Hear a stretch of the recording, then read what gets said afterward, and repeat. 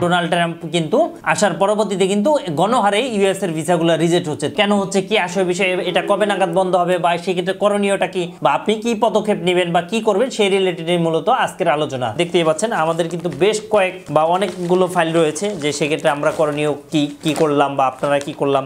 দেখতে পাচ্ছেন আমাদের হাতে কিন্তু অনেক ইউএস এর কিন্তু আপনার জমা ডেট আছে এবং ভবিষ্যতেও থাকবে। আমাদের রয়েছে এক্সপার্ট এবং দক্ষ টিম, এই একটি বিষয়। এবং আরেকটি বিষয় হচ্ছে আমাদের মাধ্যমে যদি আপনি ফাইল করেন, ডেট আগানো পিছানো, এটা আমরা করে দিব। নাম্বার 3 অপশন হচ্ছে যে আমাদের মাধ্যমে আপনি একটি ইন্টারভিউ, আমরা আপনাকে ইন্টারভিউ কিভাবে হয়, কি আসে বিষয়, একটি সেমিনার করে আপনাদেরকে মানে দক্ষ করে তুলবো। দক্ষ করে তোলার জন্য আমরা একটি সেমিনারের আয়োজন করব এবং আপনার ভিসা জমা ডেটের আগে এই আমরা সেমিনারে আপনি অ্যাটেন্ড করতে পারবেন। এই অ্যাটেন্ড করে আপনি অনেক কিছু জানতে পারবেন, যেটা আপনি অন্য কোনো কোম্পানির মাধ্যমে আপনি কখনোই জানতে পারবেন না। শুধুমাত্র কারণ আমার দীর্ঘ 13 বছরের অভিজ্ঞতা দিয়ে আমি কিন্তু এই কোর্সটা ডেভেলপ করেছি, যাতে করে মানুষ একটু হলেও আপনার ইজিলি ইন্টারভিউ দিয়ে যাতে করে আপনার ভিসাটা সে পেয়ে যেতে পারে। কারণ ওই বিষয়টা যদি আপনি মেনে চলেন, সেক্ষেত্রে আপনার ভিসাটা 100। তারপরে তো বাকিটা 1% ইনশাআল্লাহ আল্লাহর উপর ডিপেন্ড এবং নিজের উপর ডিপেন্ড করবে।